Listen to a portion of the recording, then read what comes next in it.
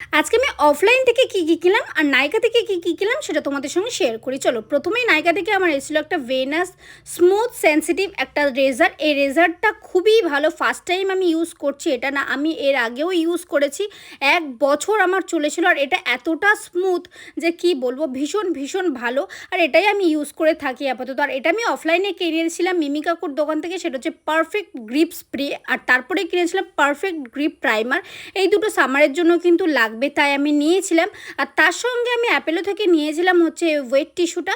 আর এই wait tissue একটার সঙ্গে একটা ফ্রি, মানে 100 টাকায় দুটো পাওয়া যায়। তারপরে কার্মেসির আমি ফেশিয়াল রেজার নিয়েছিলাম।